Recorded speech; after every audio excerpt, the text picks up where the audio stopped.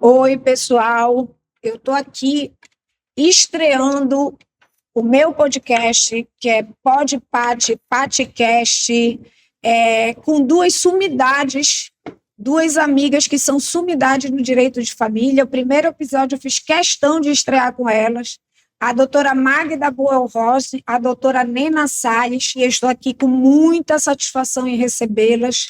As duas, para mim, são duas grandes referências da advocacia, duas mulheres incríveis, duas mulheres empoderadas, cada uma com os seus processos. Todas nós, né, passamos pelos nossos processos para chegarmos até aqui. A história delas é incrível. A doutora Magda é presidente da comissão da Seccional Pará, da Comissão de Família e Sucessões. A doutora Nena também é diretora da nossa comissão da Seccional Pará, de Famílias e Sucessões, é diretora de interiorização do IBDFAN na região norte. O IBDFAN, que é uma instituição que quebra paradigmas, uma instituição que acompanha a evolução de forma muito efetiva do direito de família. Eu estou muito feliz de estar com vocês aqui, de vocês disponibilizarem o tempo de vocês no meu podcast, no nosso podcast, e vocês tão conhecedoras, profundas do assunto das famílias e sucessões, né, doutora Nena? A nossa inenarrável, eu não podia deixar, a doutora não ia deixar de falar, a nossa inenarrável. Eu falo com a doutora Nena, mas a gente brinca com ela que ela é inenarrável. Então, doutora Magda, fale um pouco da senhora, se apresente. Doutora Nena, por favor, faça o mesmo. Eu queria, primeiro, agradecer esse convite de estar inaugurando esse podcast. O Patcast, que a doutora Nena já deu aqui também a sugestão. Agradecer, referenciar aqui também a doutora Nena, que é uma grande advogada familiarista que está do meu lado, né, que compõe o IBDFAN há muitos anos já. Nós somos membros, ela é diretora nacional, eu já compus também a diretoria nacional, hoje estou membro, e presido a comissão de família e sucessões da OAB-PA, nessa gestão incrível de Sávio da OAB. E eu sou doutora em Direito Civil, sou mestre em Direito Constitucional e advogada familiarista e sucessão, tá? Eu só faço isso, eu não faço outra coisa. Eu não tenho outro direito envolvido comigo. Então, eu estudei isso desde que eu me formei, me interessei. Com o meu divórcio, eu me tornei especialista em Direito de Família, tá? Então, a minha apresentação, primeiramente, seria dizer que o direito de família me atraiu e me atrai até hoje, porque nós estamos sempre em busca de solução de conflitos, e hoje não mais entro em litígio, e sim trago o cliente para cá para eu ser a primeira juíza do cliente. Essa é a minha fala inicial aqui nesse podcast, né? Doutora Nena, inenarrável, maravilhosa, Salles, linda. Elas são lindas, e eu fico muito feliz realmente de trazê-las aqui, é uma honra. Vocês, para mim, são um exemplo, vocês são a figura do que a gente quer ser. Fale um pouquinho, doutora, da senhora. Eu acho que muito já foi dito, né? Estou muito honrada de estar participando aqui ao lado da doutora Magda, tanta expressão na área do direito de família, minha colega de tantas batalhas. Eu brinco que essa palavra inenarrável é minha, porque o que Nena não consegue narrar. Então, eu sou inenarrável. Bem, então, a brincadeira à parte, eu quero dizer que eu exerço a advocacia familiarista há quase 30 anos por amor e vocação. Eu tenho paixão pelo direito de família, entendo que o meu escritório é um boutique family law, na medida em que o atendimento é extremamente personalizado e atuante nessa área. No mais, eu acho que com relação a mim, tudo foi dito já, podemos já iniciar para debatermos algumas questões da área do direito de família, que é um direito tão humano e que tanto nos seduz, né? Doutora, eu vou me apresentar, porque eu expliquei primeiro, antiguidade é posto, eu respeito hierarquia, eu sou apenas uma soldada perto de duas generais. Eu tenho quase 20 anos de advocacia, meu nome é Patrícia Bahia, eu tenho escritório, já tive causas de repercussão também. Sou apaixonada e devo absolutamente tudo que eu tenho à advocacia. Nesses 20 anos, quando eu olho lá para o início, eu vejo em quem a gente vai se tornando, né? Com a evolução de tudo que a gente vive, principalmente também através da nossa profissão, porque nós buscamos, patrocinamos, representamos clientes e, às vezes, o que a gente aprende num caso concreto de um cliente, a gente traz muito para a nossa vida, um novo olhar, uma nova perspectiva, a gente busca também estudar, porque acaba se apaixonando por alguns temas. O meu escritório, hoje em dia, ele é voltado à área civil, mas também, principalmente, à área empresarial. Somos 3 advogadas, que é o famoso barriga no balcão, que a gente sabe, porque não tem, é a hashtag barriga no balcão. E, assim, pelo fato também de nós sermos mulheres, eu tenho histórias da advocacia, assim, do início de carreira, quando eu advoguei algumas vezes em delegacia, que eu contei isso já, que vinculavam a gente muito. Hoje em dia ainda tem, mas eu acho que a gente já colocou aqueles paralelepípedos para as novas gerações, as gerações atuais, irem também construindo. Então, a gente já quebrou muitos paradigmas em relação ao preconceito de nós como mulheres, enquanto advogadas. Não existe, o que eu digo muito, tem uma advogada, a Paola Vaz, que ela até replicou o que eu falei, e é verdade, não existe causa para homem e mulher, existe causa para a advocacia. Então, muitas vezes a gente se arrisca. Eu tenho certeza que vocês, alguma vez na vida profissional de vocês, já foram intimidadas pelos parceiros de eventuais divórcios, separações, mas agora vamos começar aqui com o tema, e eu quero fazer algumas perguntas. Eu vou fazer as perguntas de forma alternada para vocês. Aí vocês, por favor, isso aqui é uma conversa entre amigas, falando um pouquinho da experiência de cada uma, do que cada uma milita. Mas a doutora Magda, eu queria saber, doutora, como é a questão hoje em dia do conceito da multiparentalidade, como ela tem transformado a vida das famílias no Brasil? Eu anotei essa pergunta porque a senhora é referência também no assunto. Bom, a multiparentalidade é realidade hoje, tá? O que a gente nem imaginava no passado. 2 pais, 2 mães, pai biológico, pai afetivo, todos esses formatos, esses arranjos de família vieram criar o que a gente chama de multiparentalidade. Então, virou, sim, casos concretos, e como a nossa legislação ainda não tem especificamente isso, o que a gente pode dizer? Que a multiparentalidade ela está evoluindo com a jurisprudência e analogia de acordo com os casos concretos.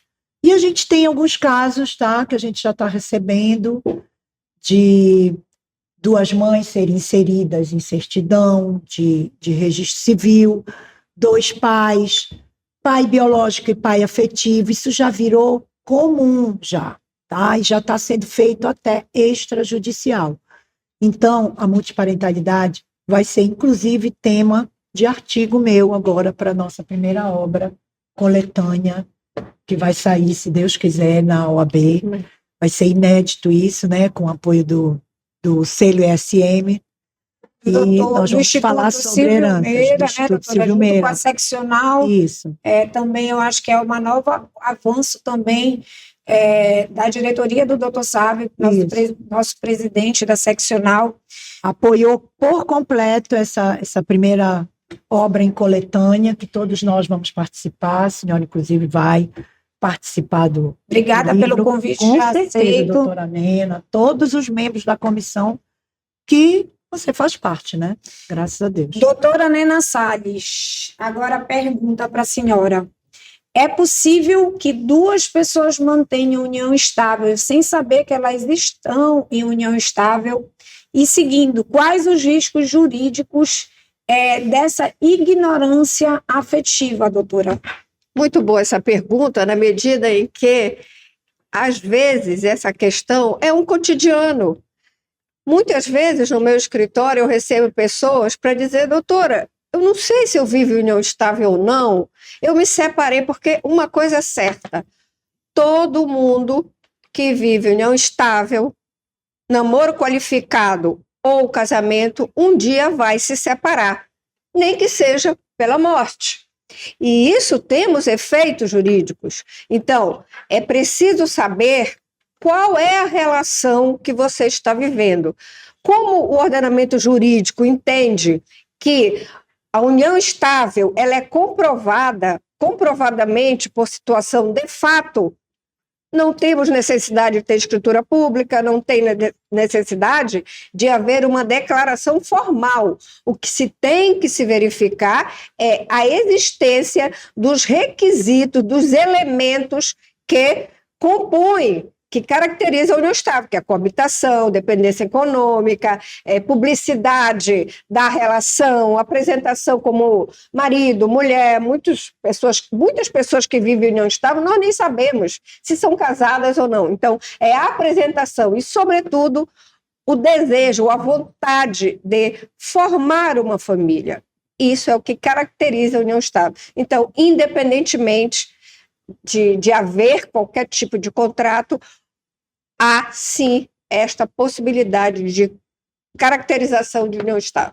E, doutora, eu vou só pegar um gancho aqui, porque hoje em dia as relações elas estão fluidas, elas estão muito líquidas. Como é que funciona, digamos que o presente de Deus faleça e as duas pessoas que ele conviveu, que ele se dizia, ou ela, como se estivesse em união estável, como seria, assim, a questão sucessória? Eu fiz agora essa pergunta na minha cabeça, mas é uma coisa que acontece muito, né, doutora, na realidade, na vida.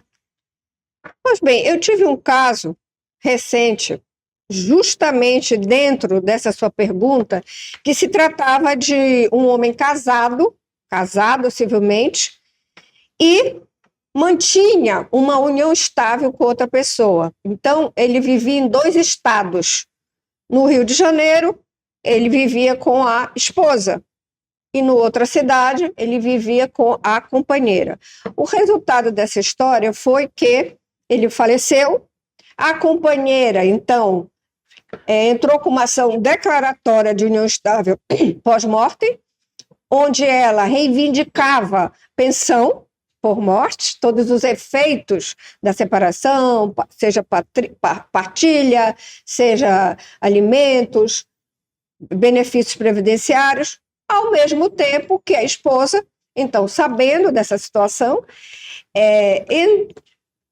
se apresentou como a esposa, que não havia separação de fato, como ela alegava, porque casado civilmente estava, isso aí não há problema nenhum, a pessoa pode ser casada, porém separada de fato, não a impede de manter uma relação, uma união estável. E no final nós tivemos uma decisão interessante, que o juiz decidiu dividir a pensão alimentícia dele entre a companheira e a esposa. Mas esse foi o resultado. Então, cada caso é um caso, Sim, são situações interessantes que devem ser analisadas, né? Com certeza. Cada caso é um caso na família, principalmente porque o direito de família está evoluindo, todo dia tem mudança. Até mesmo porque ambas estavam de boa fé. Isso é que é importante. Quem não estava avaliar a boa fé, quem era estava o morto decúbito. que não estava. Então, a companheira tinha certeza absoluta que ela era a companheira dele. Sim. E ele se valia do fato da profissão dele demandar muitas viagens. Né? Sim. E a gente, assim, o direito de família, ele nos traz também a possibilidade de ver casos de novela, né, doutora? Novela. Eu acho que as novelas imitam a vida real. Com certeza. Doutora Magda, que muda no direito sucessório quando uma criança possui mais de 2 pais registrados ou mães legalmente? Muito boa essa pergunta. Inclusive, é a pergunta da maioria das pessoas que estão vivendo esse caso, tá? É preciso entender que o direito de família revoluciona nesse sentido. E os reflexos dessa multiparentalidade, que é esse caso, eles vão atingir o direito sucessório, sempre. Então, pai afetivo e pai biológico, todos dois registrados na certidão, no registro civil, é óbvio que eles vão ter direitos sobre os filhos, assim como os filhos vão ter direitos sobre a herança dos dois, se eles estiverem registrados. É simples assim. Não tem o que discutir, tá? Eles vão fazer parte, sim, de herança, se estiverem registrados, fique bem claro. Sim, é muito importante essas informações para o público em geral, né, doutora? Porque, assim, são casos concretos que aparecem, às vezes, no escritório.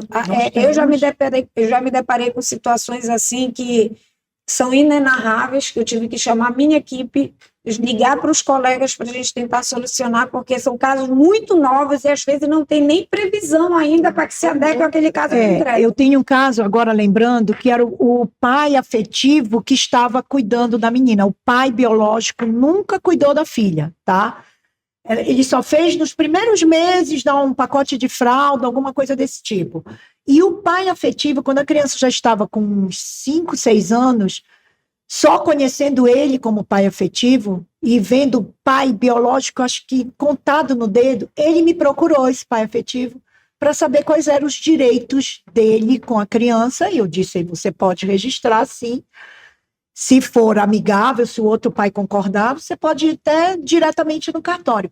Mas como é uma menor ainda, não fala por ela, a gente pode entrar em contato com o pai, mas esse pai só se espertou que era pai realmente dessa criança quando esse pai afetivo foi atrás do registro civil. Incrível como ele virou pai da noite para o dia, tá? E disse que não ia aceitar, que já ia contestar, ia impugnar, e o pai afetivo tinha um arsenal de provas que ele que cuidou dessa criança.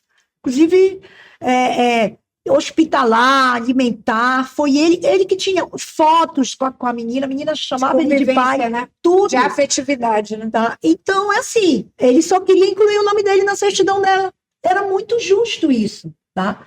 E ele ia conseguir. E como conseguiu? Porque no início a gente estava tentando amigável. Nós nos surpreendemos, porque ele realmente nunca ligou para a filha. Todos os aniversários já feriu o ego da paternidade responsável dele, né? Doutora Nena, feriu o ego da paternidade. Irresponsável.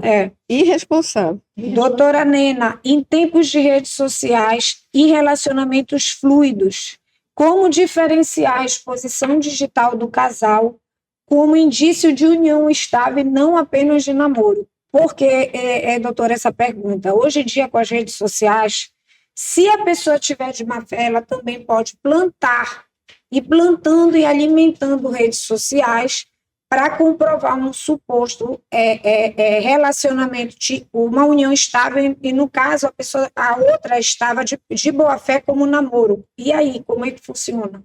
Pois bem, os posts, né, a rede social hoje, ela é um elemento de prova muito importante, mas não pode ser avaliado de forma unitária.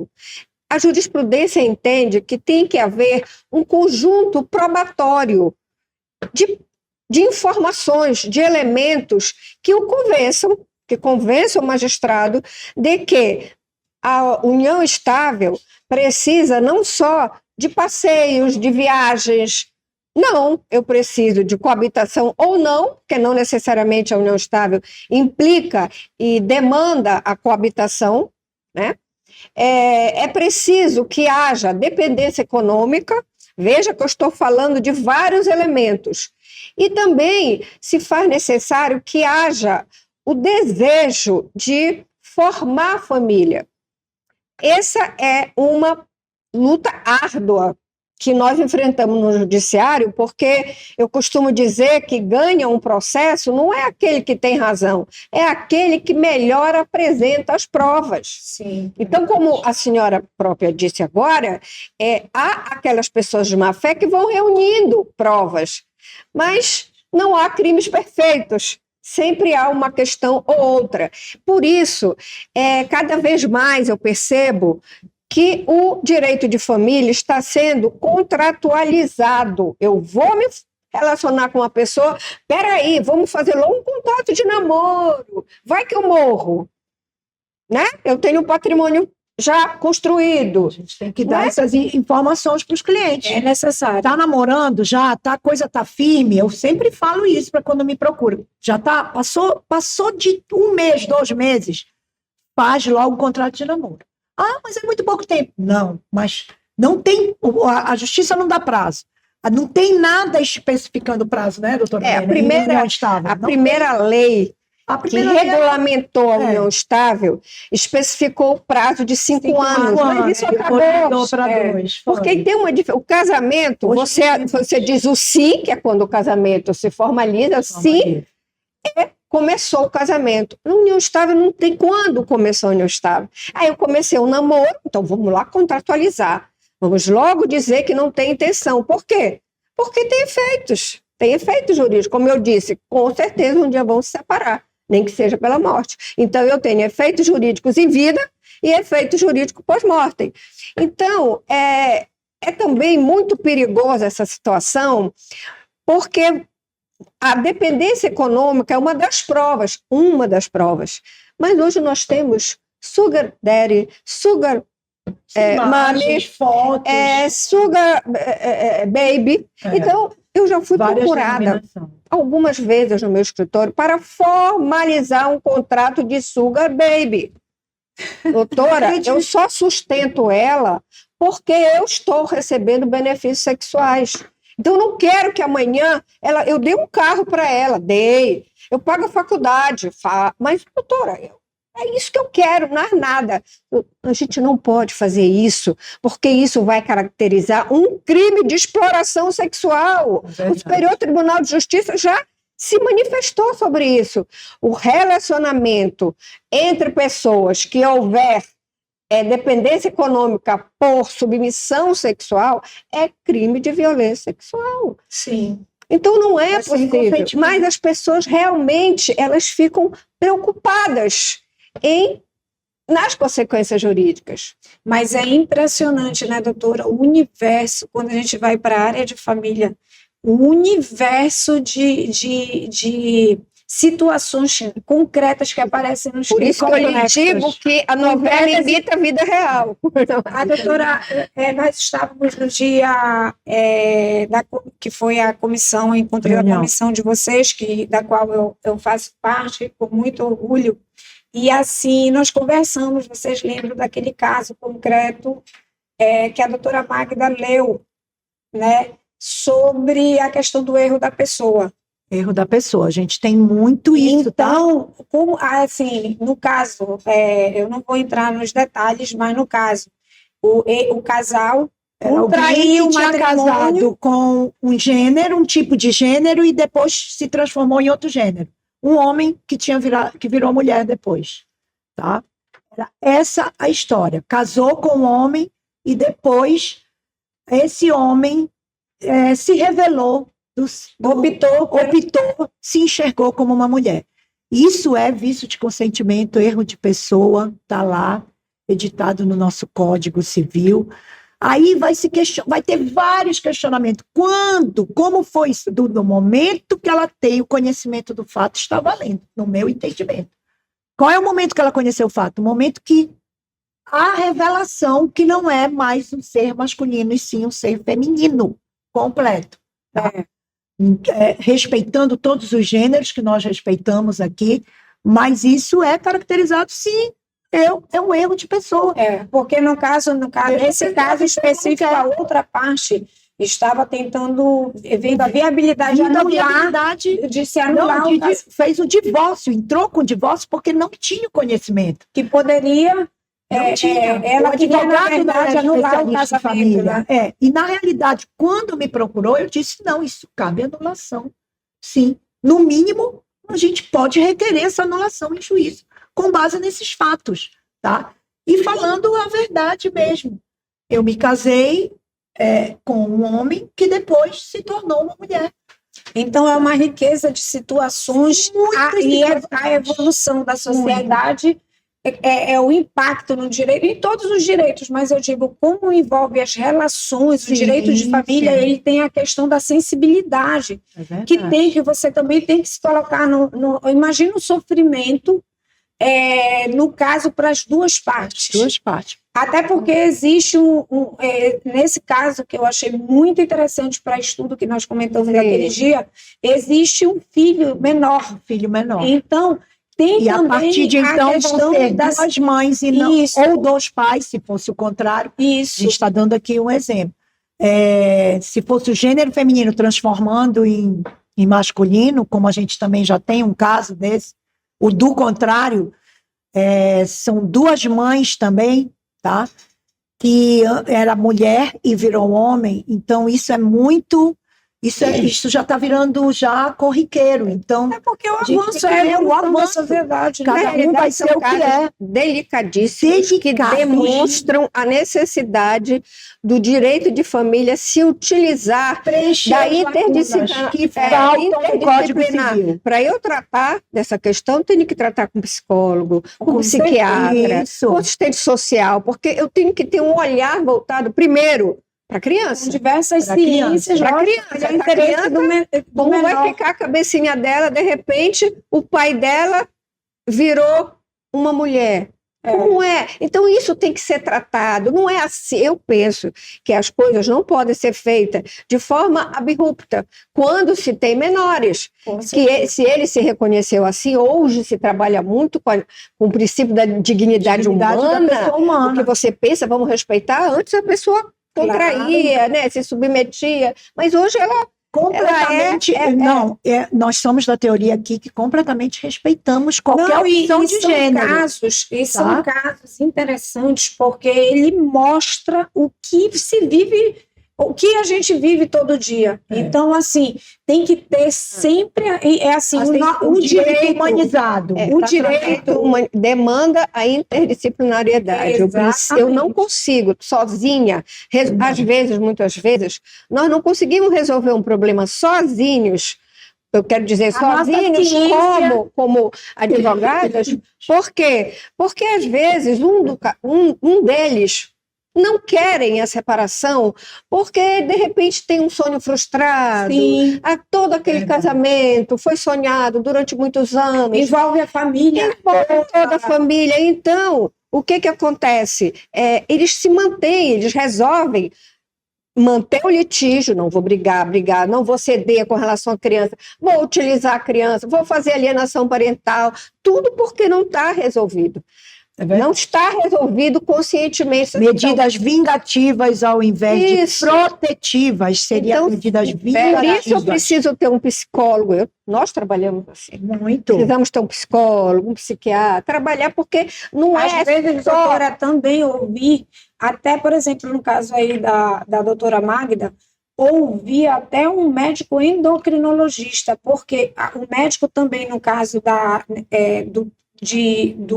pessoa se reconhecer como de outro sexo. Sim, nesse caso aqui, tem que estar, porque assim, quando tem que ter o acompanhamento psiquiátrico, a gente sabe, até para que seja realizada a cirurgia. Que você diz. Então, tem toda essa, eu acho, de uma delicadeza, é um balé clássico, né?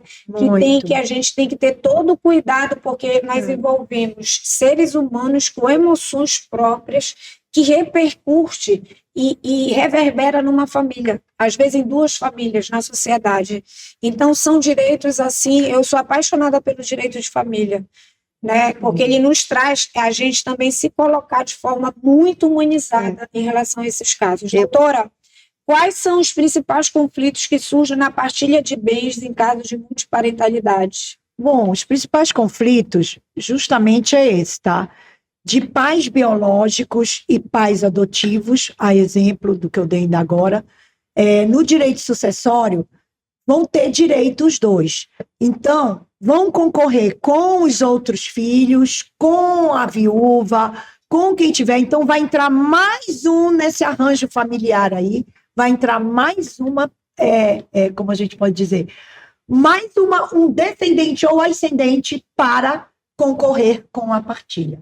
Então, é isso que a gente tem que ter muito cuidado sobre essa multiparentalidade, tá? Porque a multiparentalidade, ela envolve famílias anaparentais, que é aquela que só uma pessoa está cuidando da outra, 2 irmãos vivendo junto, um pai e uma filha. Também isso está incluído, tá? O pai, 2 mães e um pai e um filho, 2 pais e um filho, tá? Tudo está incluído na multiparentalidade, que já está sendo. Cada dia que passa, nós estamos sendo regidos pela jurisprudência, que já está pacífica nisso. Agora estamos esperando, né, doutora Nena, se Deus quiser, o novo Código Civil aí, que está saindo, que é pelo... O IBDEFAN teve uma grande colaboração, inclusive com o doutor Tartucci. E que também está sendo muito discutido, alguns artigos, né? Sim, principalmente nessa parte... A pensão Que é normal, né?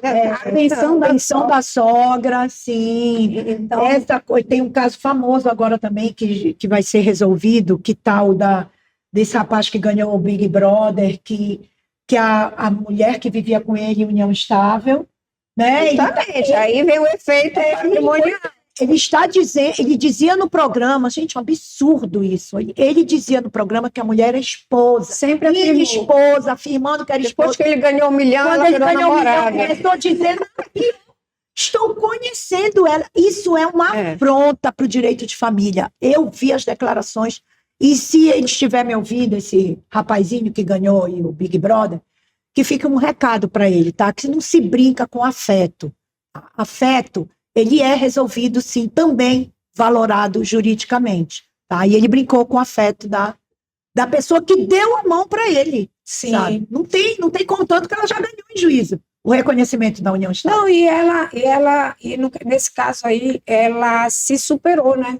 Hoje em dia, eu não tenho acompanhado, mas ela conseguiu um espaço próprio, ela tem contratos publicitários, então, Sim. assim, porque a gente se torna muito empático, né? A sociedade, num caso desse, que era do Big Brother, que tem toda essa publicidade, então as pessoas acabam, às vezes cancelando as outras, mas também acolhe, Claro. né?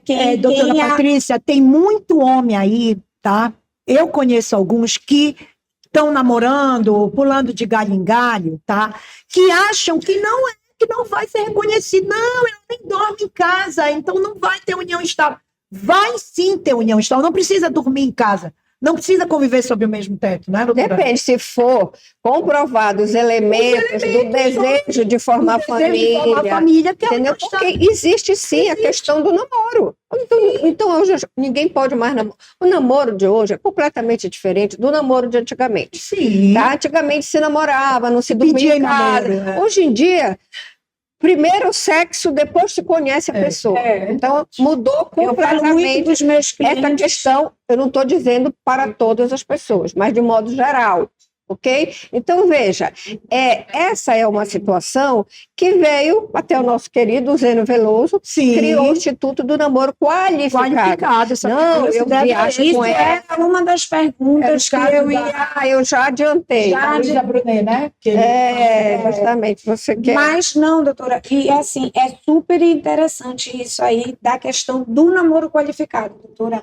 Pois Vale. O A senhora é O especialista. presidente do IBDFAN, doutor Rodrigo Pereira da Cunha, ele não gosta desse termo, namoro qualificado. Ele diz, então, os outros namoros são o quê? Desqualificados? Mas, enfim, na verdade, essa criação desse nome, né, virou o Instituto Namoro Qualificado, é justamente para dizer, para afastar a união estável, no sentido de que o meu desejo é viajar, né? Eu posso até pagar eventualmente um curso, mas não há uma dependência econômica. Mas o mais importante de tudo é que eu não tenho desejo de formar família. Eu não quero formar família. Eu quero namorar, eu quero viver com aquela pessoa. Se ela precisar ir para um hospital, posso ser solidária, como seria com uma amiga. Eu posso gostar muito de uma amiga sem ter nenhum desejo sexual e acompanhá-la, e isso não pode significar união estável. Porém, existe uma situação muito periclitante, que é tênue para separar o namoro da união estável, porque eu digo muito isso para os meus clientes. Eles vêm no meu escritório, nós não queremos namorar, né? União estável, nós não queremos casar, nós queremos namorar. Eu quero colocar isso no papel, porque eu não quero efeito jurídico, eu não quero... Eu digo o seguinte... o contrato produzido. Eu digo o seguinte, olha, nós vamos fazer esse contrato de namoro qualificado. Porém, pode acontecer que no curso desse namoro, um começa a se apaixonar pelo outro, amar o outro, fazer planos. Eu vou morar na tua casa, então vem, já que tu vai morar na minha casa, a casa, o imóvel está em financiamento, era paga só. Aí tem um gancho para aí mudou. Pergunta, doutora, completa a questão da separação. Vamos supor, a separação financeira patrimonial. Isso atrapalha o reconhecimento da união estável?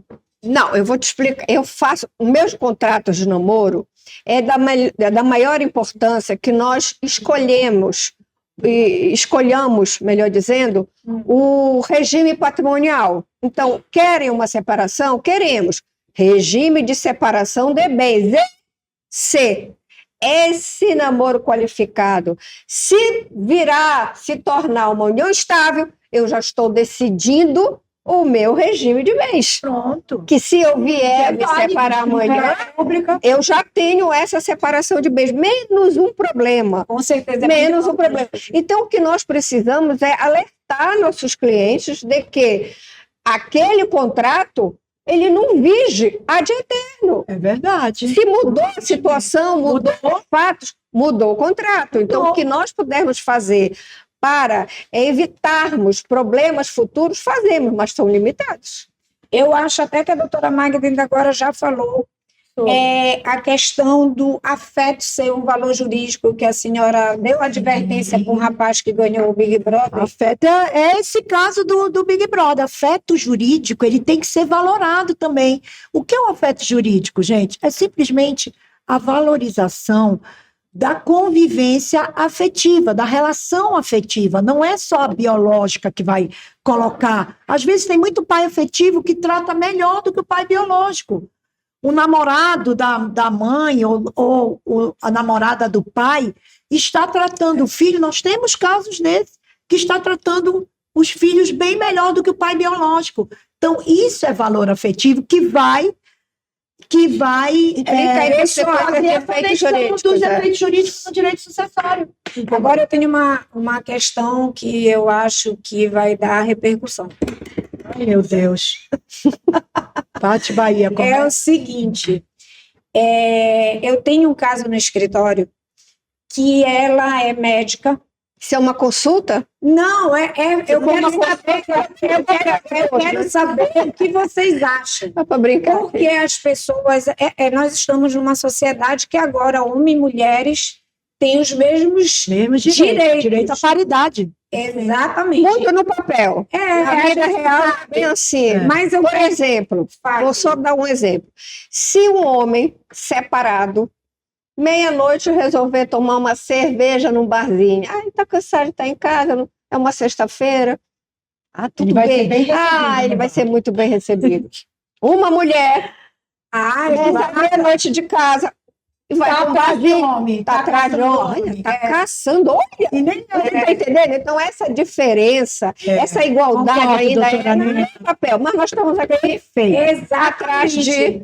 E é igual quando você tem um filho pequeno que você chega a acontecer já comigo há muitos anos atrás, até porque os meus já são maiores de idade, com a glória de Deus, mas eu tinha que trabalhar porque não se vive só da beleza, existiam os boletos, né? Não nascemos herdeiras. Exatamente. E aí eu chegava nos lugares e me questionavam, e a tua filha? Às vezes eu tinha que viajar para o interior a trabalho, e aí... E a tua filha? Eu não vi essa pergunta para o meu marido. quando ele viajava a trabalho, É verdade. cadê a tua filha? Então, assim, nós vivemos Aí você poderia situações... estar com a dona Sulamita. eu Já foi dizia também estar avó. com a minha rede de apoio, mas, assim, era uma pergunta que a gente via que era muito Tendenciosa. não, gênero. tendenciosa e preconceituosa. Preconceituosa. Porque, assim, o homem, ele pode trabalhar e a gente vai agora para uma perspectiva de gênero e ele não é julgado. E a mulher, ela é julgada constantemente, faça ela o que ela fizer. Mas, doutora, essa é a bandeira de luta da Comissão Sim, das Mulheres, da OAB Pará, exatamente. lembrando bem aqui, né? Todas nós passamos por isso, né? Nós temos uma comissão muito atuante, a doutora Tarita Sim. também, nossa colega, ela Atuante na Comissão de atuante Família, na questão realmente. do reconhecimento. Essa questão, eu levanto a seguinte situação. Nós temos que tirar o chapéu para as mulheres, mães que ficam em casa, cuidando de seus filhos, administrando o lar. Hoje, esse tipo de ocupação é raro. Então, nós vamos ter o quê? Nós vamos ter um resultado de crianças muito mais bem educadas, muito mais bem formadas. Sim. Mas esta mulher que está em casa, se um dia ela se separar, ela tem que ter aí os alimentos compensatórios para mantê-la no mesmo nível do homem, porque o homem sai rico, porque trabalhou e ela em casa, e ela na pobreza aí, então vamos igualar. Vamos igualar, mas ela viveu porque a pessoa estava e foi prometido que você não trabalha, você vai só estudar e eu que vou botar o dinheiro em casa. E a pessoa ficou estudando e, de repente... Mas os alimentos, aí é que tá, aquele caso que eu ia falar para vocês. Uma cliente nossa, uma médica, muito bem posicionada, conceituada, independente financeiramente, tem uma clínica, graças a Deus, de muito sucesso. O ex-marido dela, ele era o que tomava conta das crianças e foi o que foi combinado. E eles se separaram, só que o que aconteceu? Ele não, na verdade, ele optou, e com o tempo, isso foi uma das causas da separação, ela via que ele se acomodou. E os filhos não eram, na verdade, qual era a função dele, o que tinha sido combinado, que ele ia dar o suporte para os filhos enquanto ela trabalhava, mas ele passava o dia dormindo. E aí os filhos também, ela tinha que ter 3 babás. Então, assim, aquele papel que era dele, passou a ser, quando eles se separaram, ele quis a pensão, e aí ele queria ficar com a guarda das crianças, não por causa da guarda por guardar dinheiro, mas pelo dinheiro. E isso ocorre. Ocorre muito. E o que vocês acham? Porque também tem mulheres que fazem isso. A gente tem que falar que tem mulheres que fazem isso, assim como tem homens que fazem isso. Uma coisa é uma coisa, outra coisa é outra coisa. E esses alimentos compensatórios, eles têm prazo. Né? E, por exemplo, nesse caso concreto, ele tinha 38 anos, formação, só que ele se acomodou na vida e ele virou, ele não dava atenção para os filhos, ele não educava os filhos. Uma das crianças que levou já estava crescendo e começou a conviver com pessoas. Quando essa cliente se atentou, o filho estava quase sendo catapultado por uma rede, né? Que a gente uma vez começou de games e foi o que levou, ou seja, aquele papel que tinha sido combinado em que ele ia dar o suporte para os filhos, não houve. E aí ele foi pedido os alimentos compensatórios. Ele pediu? Foi. Sim. E ele queria ficar com a guarda, mas para justificar, naquele caso concreto, era muito claro que ele não exercia a assistência necessária às crianças. E ele não conseguiu. Mas o contrário também já ocorreu. Eu já atendi clientes. Eu e a Magda, nós temos um processo que ele é médico. O pai paga tudo para essa filha e ela também ela tem uma renda, porque ela é uma profissional liberal.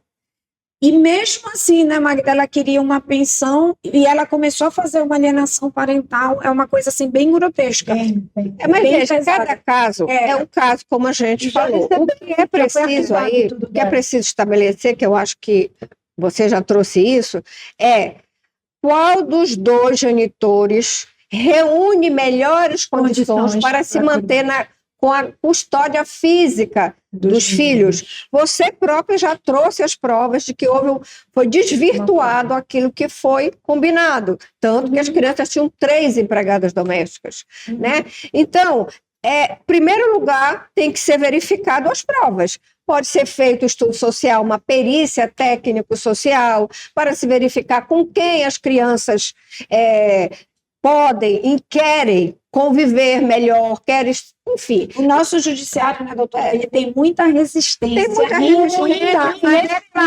Mas aí alimentos compensatórios. Em declarar alienação parental, eles têm muita resistência. Esse homem, ele tem direito a alimentos compensatórios, porque de qualquer maneira, ainda que tivesse, para que ele possa ficar 4, 5 anos para se restabelecer ao mercado de trabalho diante dessa situação. Não, e eu digo, mas que eu penso que ele tem direito. Tanto o homem quanto mais a hora de vamos ver as provas, né? É aquele binômio, necessidade, possibilidade, razoabilidade, proporcionalidade. Enquanto o alimentante tiver necessidade, tiver capacidade, e houver a necessidade do alimentado, vai haver pensão. Como ele tem 38 anos, ele é capaz, ele tem saúde, tem formação, então ele poderá, porque a pensão alimentícia, o Instituto dos Alimentos, não serve para incentivar o ócio. Não é? Todo mundo tem que trabalhar, tem que juízes dão prazo justamente para você é uma espécie de um estágio probatório para que a pessoa se reinsira, né, no mercado. É verdade. Doutora Nena, é possível a conversão judicial de um namoro qualificado em união estável após o falecimento de um dos envolvidos? Sim, veja bem, aí é que está a questão que eu tinha falado anteriormente, que eu faço o contrato de namoro, com o tempo esse namoro vira uma união estável, porque as pessoas passam a se gostar, passam a se conhecer melhor e têm interesse de formar uma família, independentemente de ter filhos ou não, porque hoje filho não é mais condição para comprovação de desejo de formar família. Então, veja, em situações como essa, nós temos casos de todas as formas possíveis. Essa situação foi justamente isso. Fizemos um contrato de união estável, um contrato de namoro, depois virou um contrato de união estável e ele faleceu. Com isso, a família dele virou as costas a ela. Então, eu tive que entrar com uma ação declaratória de união estável pós-mortem, onde eu vou ter que comprovar que havia, sim, um desejo de família, coabitação, dependência econômica, desejo, planejamento patrimonial. Então, é plenamente possível que a pessoa já convive com a outra há 10 anos e diz que não quer nada sério. E aí, para comprovar, porque tem esses casos, a pessoa convive com a outra há 10 anos e o cidadão ou a cidadã, ela diz que para brincar. Quando ela verbaliza que ela não quer nada sério, o que o judiciário vai verificar são os elementos caracterizadores da união estável. Ele disse que ele não quer nada, que está ótimo como está, mas havia uma interdependência econômica, eles fizeram planejamento patrimonial, adquiriram patrimônio juntos, viviam juntos, se apresentavam, meu namorado, meu namorido, né? Namorido, o que é namorido? É namoro, marido, sabe? É uma situação... Os termos vão modificar. Porque não quer que seja namorado, mas não quer que seja marido, com medo dos efeitos jurídicos, patrimoniais, né? Sucessórios, benefícios da Previdência Social. Então, se provar quem é que ganha? Ganha aquele que melhor apresentar as provas. Com certeza. Mas não vai viver a tua vida guardando recibo de tudo, porque senão ninguém vive em paz. Cartão de flor. Magda Buorrosnik, e em relação aos avanços legislativos ou às omissões legislativas em relação à multiparentalidade? Muito bem colocado. Omissões total. A gente vive com a doutrina e com a jurisprudência. Espero, né, que com esse novo projeto aí, projeto da reforma do novo Código, essas grandes lacunas que ainda não estão definidas para a multiparentalidade, que eu acho urgente e necessário, porque é a realidade hoje, nós não podemos viver sem isso, tá? E já tem atos que já podem ser feitos extrajudicial, então a gente, quer dizer, acompanha e evolui por um lado e por outro, nosso Código Civil de 2002, tá? Inclusive eu participei com o finado Zeno Veloso, ainda Nosso querido. Com o Ricardo Fiuza de Mello, lá em Recife, Mário Delgado, eu fiz parte dessa comissão com eles em 2002, que foi um aprendizado imenso com essas pessoas maravilhosas, Rolf Madaleno, estavam todos lá, maravilhoso, Regina Beatriz, a quem eu peço uma parte, sim, Magda, para contribuir no seguinte sentido: isso é muito maléfico, não haver legislação a esse respeito e vivermos da jurisprudência. Por quê? Porque o judiciário ele é extremamente moroso. Nós sofremos com processos anos e anos. Então, eu quero lembrar uma situação... Por isso que o golpe do falso advogado, doutora, faz tanto sucesso, porque ele promete acordo imediato. Justamente. A barriga no balcão. Justamente. Eu tive uma situação que o casal... o sonho do pai, o sonho do marido, era ter um filho homem. O casal tinha uma filha mulher. Queriam ter uma filha. Queriam ter um filho. Pois ela engravidou e o filho nasceu no dia do aniversário dele. Meu Deus. No dia de parto normal, hein?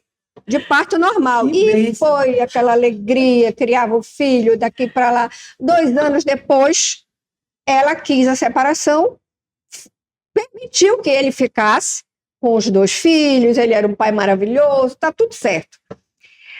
E as crianças iam final de semana para casa da mãe, né? Alternadamente, a convivência parental, até que um dia bateu na porta da casa dele um oficial de justiça com uma ação de investigação de paternidade biológica. E ele me procurou, trazendo a situação, e o que nós fizemos aí? Tivemos que trabalhar justamente a multiparentalidade. Ele tem um pai biológico que ele já reconhecia, porque como ela começou a viver com ele, os finais de semana que a criança ia ficar com a mãe, ela conhecia o pai, e ele dizia à criança quando ia para casa, porque o papai... Aí ele achava que era o namorado, que ela estava chamando de pai, às vezes resistia. Não, ele não é seu pai, eu que sou seu pai. Chame, sabe, aquelas coisas que acontecem e tudo mais. Mas todos viviam na paz do Senhor. Até que aconteceu esse fato e o processo demorou 12 anos para ser resolvido. E vocês sabem quem resolveu? A criança. A criança ficou maior. Quando ela completou 14 anos, ela disse, chega de briga, eu tenho 2 pais, então vou ficar com meus 2 pais. Não adianta, a vida me deu 2 pais e acabou. E o judiciário não resolvia isso. Entendeu? Porque eu estou falando... Já tivemos um caso que a criança... Estou falando antes desse boom da multiparentalidade. Estou falando dos anos de 2010, 12, que não era como é hoje. A criança fez maioridade e resolveu a situação. Por isso que a legislação é da maior importância, como a doutora Magda estava colocando aqui. Muito, a gente está precisando gente desse novo Código Civil aí, que venha com esses arranjos, novos arranjos familiares, porque é realidade. Então a gente só tem que agora tratar da legislação disso, porque a gente, como ela disse, o judiciário demora, a jurisprudência está pacífica, mas ainda não é legislação. Agora, em vez de estarem fazendo essa legislação ir para frente, estão brigando para revogar uma lei de alienação parental. Desculpa aqui uma parte, quem é a favor, eu sou totalmente contra. Eu penso que tem que se tornar mais eficaz a lei, alterar, inserir novos artigos, mas revogar uma lei dessa, já é difícil você caracterizar a alienação parental no judiciário. Com a lei, imaginem sem a lei. Imaginem. Como vão ficar esses pais? Completamente E o IBDFAN contra. também é contra. Doutoras, olha, deixa eu falar uma coisa. A gente tem um assunto aí para diversos episódios de podcast, vira minissérie. Porque eu ia, inclusive, mas eu vou deixar aqui a pergunta no ar, da importância de se filiar, né, doutora, a institutos como o IBDFAN, para quem milita, porque, especificamente na área de família, porque ele traz o tempo todo esses insights de situações que viram jurisprudências nos estados. Então, fale aí, divulgue o instituto. Sim, eu esqueci de dizer que eu fui presidente do IBDFAN no Pará por mais de 10 anos e hoje continuo na vice-presidência e é uma honra para mim representar Foi minha presidente também. E veja, eu convido a todos que se associem ao Instituto Brasileiro de Direito de Família, que é o maior instituto de direito de família do Brasil. Ano passado eu estive em Angola, na África, para fundar um núcleo do IBDFAN. Já temos em Portugal, estamos com um trabalho para todas as línguas portuguesas, né? Trocando ideias para capacitar pessoas. Eu digo assim, o custo-benefício é muito interessante, porque você chega a pagar cerca de R$350 pela anuidade. Se dividir em 10 vezes, Com isso, você passa a ter diariamente o recebimento de jurisprudências do Brasil, informativos, benefícios de descontos. Os encontros presenciais, né, doutora?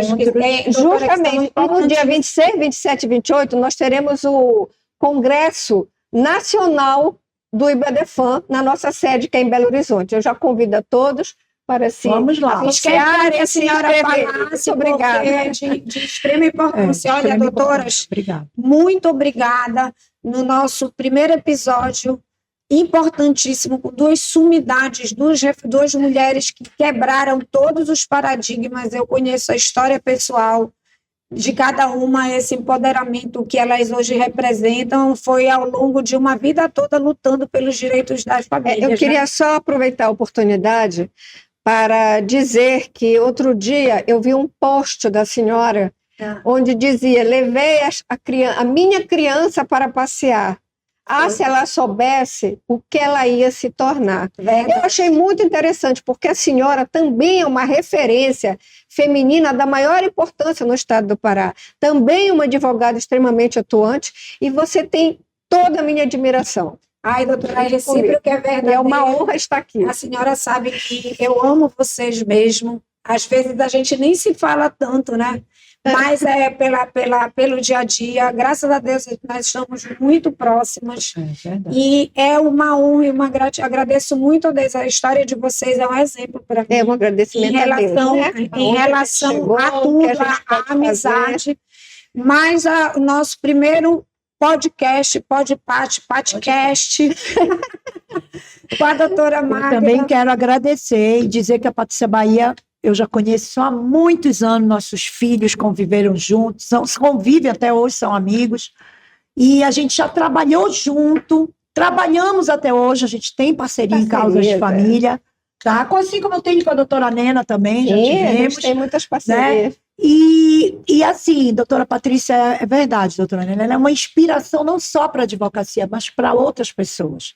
A minha filha, por exemplo, ela admira a Patrícia, a beleza dela, acha ela linda, diz que eu tenho que fazer as coisas que ela faz. Tudo Aí eu disse, mas como? Tecnologia. Tecnologia. A idade dela é diferente. É cibernético. Acha ela bonita. Então, assim, não só de beleza, é de cultura, uma pessoa estudiosa, está sempre estudando. Muito obrigada. Nosso podcast, que a Inenarrável sugeriu. Podcast é melhor do que Podpático. A gente podia colocar em votação, né? Faz uma votação. Eu acho que a gente pode fazer uma votação. Eu estou honrada de estar no primeiro podcast ou podcast. E quero agradecer também. Eu quero agradecer. Podcast. Eu quero agradecer também as pessoas que estão atrás das câmeras. verdade. Abner, muito obrigada. Obrigada, realmente, Nancy. Obrigada, que vocês são vocês estão acompanhando. Nós não poderíamos concluir esse. Obrigada, Abner. Mas isso é um projeto, é um sonho que também já estava idealizado já há muitos meses. Eu não tinha conseguido ainda colocar em prática pela correria nossa do dia a dia, e a Inenarrável veio resolver Com a ideia. todos os problemas. Então, muito obrigada. Obrigada.